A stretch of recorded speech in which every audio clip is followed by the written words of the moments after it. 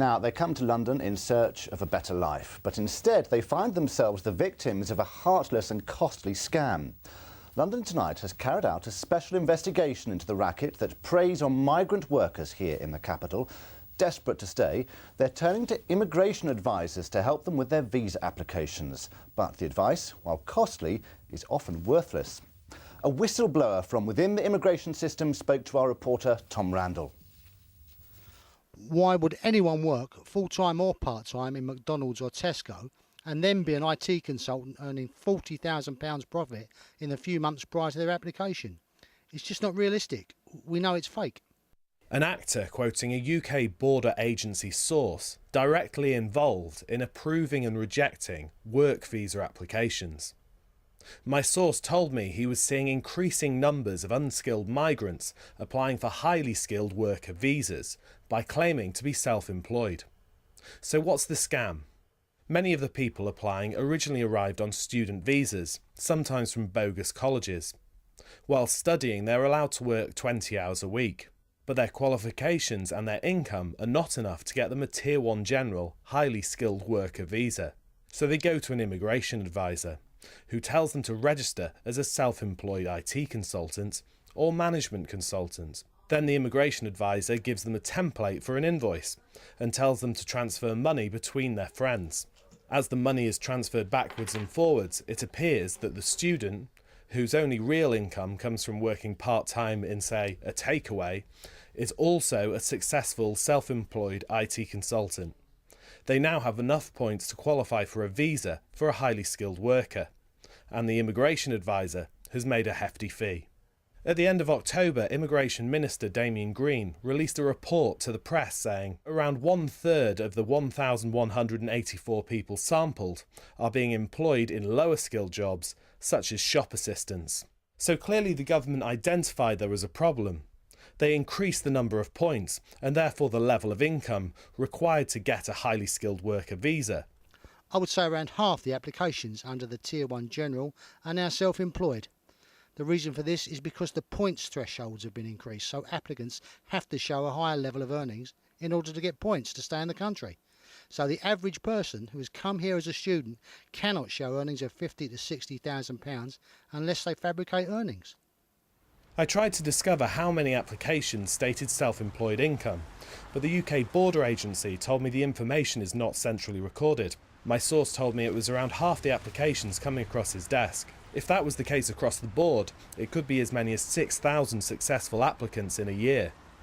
As I looked into immigration advisors, I discovered that they had other scams that directly affected vulnerable migrants, taking their money and ruining their immigration status. In South London, I met a Ugandan woman who didn't want her face shown or for me to use her real name. Sophie went to an immigration advisor after her application was turned down by the UK Border Agency.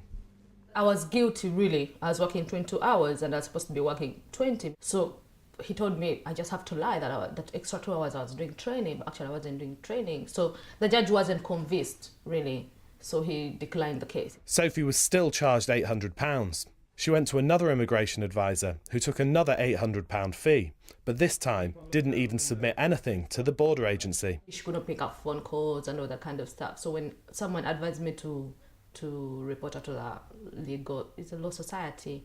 So when I went there, they actually found out that by the time I asked her, she had been scrapped off the list. She wasn't supposed to do any more law job. So, but by then it was too late. Sophie came here to legitimately study and work as an accountant. Now, thanks to bad immigration advice, she's not allowed to work at all and is struggling to feed and clothe her baby. I just wanted to be alone all the time. How could somebody just do something like this? It's just absurd that these people are there and they're representing people in public, you know. It's just so sad. I'm not working and it's really, really so bad.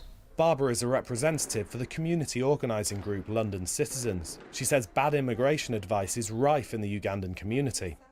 We actually organised a workshop which actually brought together almost over 80 people.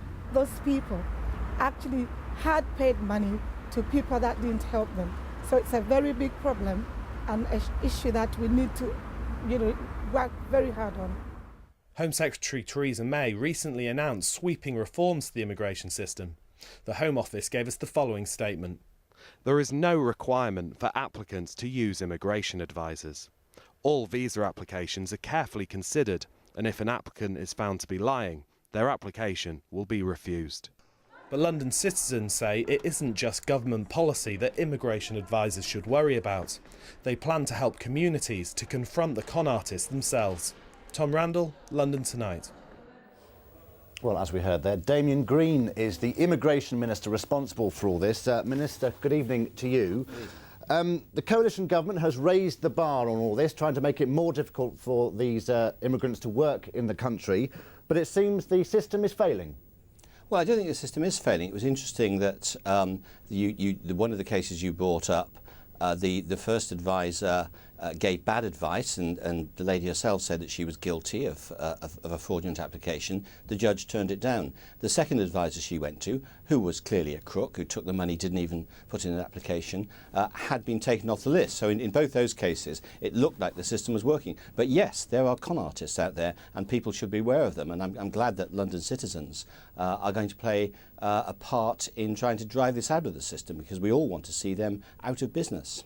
What's your response, though, to the figure, this 6,000 figure, thought to be the number of people who are living and working here who shouldn't be on the back of these Tier 1 visa applications? Our source says that he knows it's happening, his bosses know it's happening, but nothing can be done about it. Well, something can be done about it, and indeed something has been done about it, because one of the most radical proposals in the recent package we announced that will come into force next April is that this whole sphere, the Tier 1 general, part of the immigration system will go. We're going to scrap it. We're going to make Tier 1, which is meant to be for the brightest and the best, much narrower. There'll be 1,000 visas for people of exceptional talent. There'll be room for entrepreneurs and investors. But the old Tier 1 scheme, which many of the victims of this scam have been trying to get onto, will be scrapped altogether.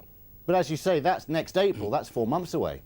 Well, it is, but yeah, you need time to change. I think we're sitting here at Christmas. We announced earlier this month that we were going to make those changes. They'll come into play at the start of the next financial year. So we've acted very quickly. We've identified, as you said in your piece, that we had done some research, and we showed that a third of the people on this Tier 1 route were clearly not skilled workers, or were not doing skilled jobs. And that led us to say, well, in that case, this route is not doing what we want it to do. We want people who are the brightest and the best here, but we don't want people who are unskilled abusing the system. And so we've closed down that part of the system. Damien Green, Minister for Immigration, thank you very much indeed. Thank you.